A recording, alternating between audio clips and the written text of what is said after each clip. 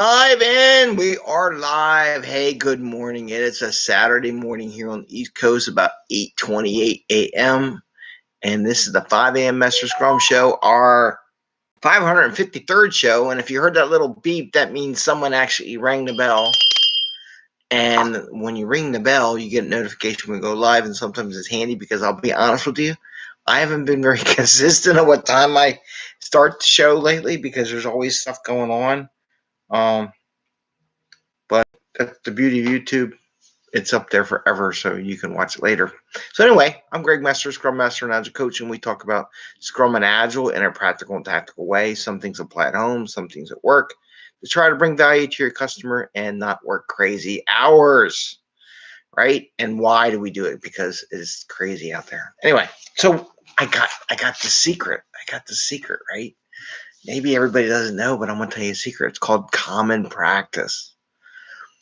And common practices secret for context switching. It's a secret way of making you do context switching without you knowing it. So I'm going to talk about that a little bit. So I was watching. I actually put notes on it, but then this morning I saw a TED Talk by Manoush Zomorodi, maybe.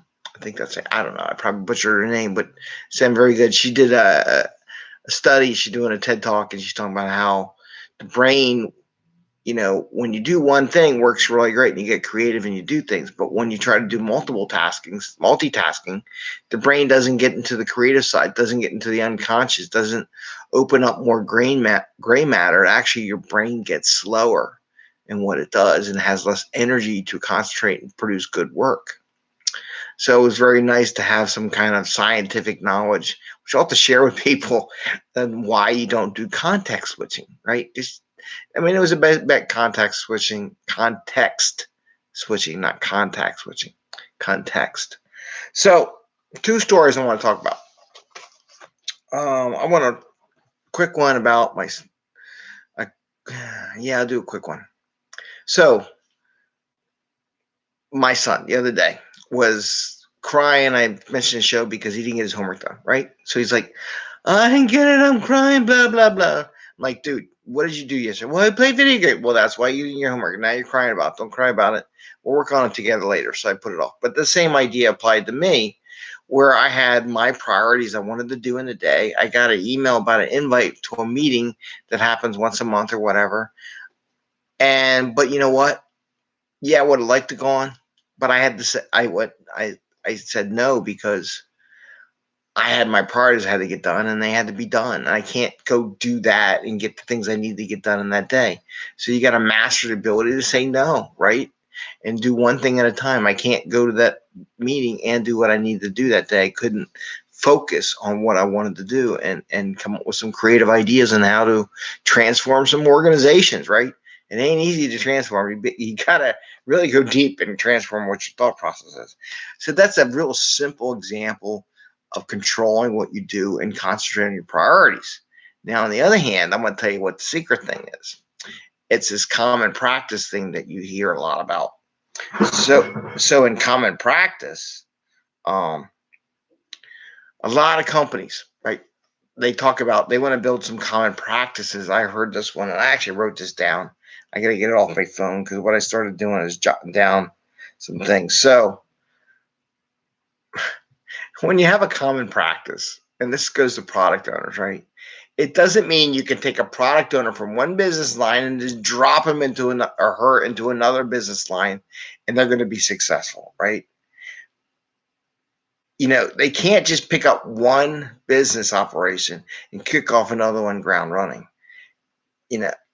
What common practice means is that you're not wasting time on learning mechanics, right? And tools, but spending more time on what is really needed. And what's secretively being done is that by developing common practices, the old way of ultimate utilization of people, they are trying to slide that in so that they can take you and drop you anywhere. Problem is, they think they're helping you, but in fact are hurting you because you're doing context switching. You're jumping from one project to another. Yeah, you understand the mechanics of Scrum in one and how they do daily Scrums and how they do backlogs. That's fine. But you can't go from one project, one idea, one concept, one complex solution to another in the same day or in the same sprint. It doesn't work that way. But what it is, they're masking. This is old management style, tricking everybody in the room, right? That's what you don't get. They're tricking you. They're tricking you by saying, oh, we're going to have a common practice, because they want to take one person and drop it from one project to another, to another, to another. That's what they're saying about common practice, because they don't understand. It's only about 10% of what they do is while you're developing the common practice. It's not so you can take a person and drop them into another system, another business. And that's what they want to do. But they don't understand that they're actually sabotaging their business model and actually sabotaging the utilization rate on a particular goal or thing you want to build. Because they don't understand. They don't.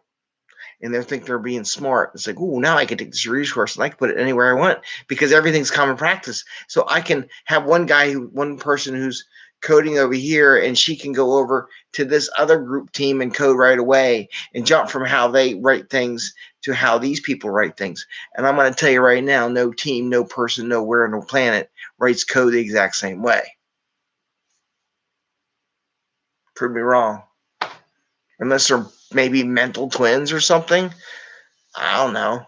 But each group does it slightly different in how they do it, and it does take time to figure it out.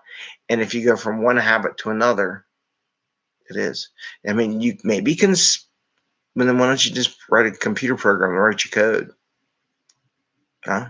So anyway, that's what I had today. It's the secret of common practice. The secret is they're trying to set it up so they can do context switching with you and move people from one place to another. But in the end, they end up losing that capability. So think about that. Can't multitask. Multitasking doesn't get you that creative juices. If you're doing something that's not creative and you don't need to do it, maybe multitasking works. But in complex systems, it doesn't work. Creative solutions, multitasking doesn't work. Okay. Well, that's what I have for today. I hope you give us a thumbs up. I'm going to experiment with some things later on. And ring the little bell, as we saw. My phone kind of buzzed when I went live, so you know when we're going live. And I got some experiment ideas I'm going to do. I might do some things with TikTok and put some little ideas out there. I don't know. I'm an old man on TikTok. What do you want from me? And I don't know what generation. I think I'm Generation X. I don't know which one I am. I don't really care, to be honest with you.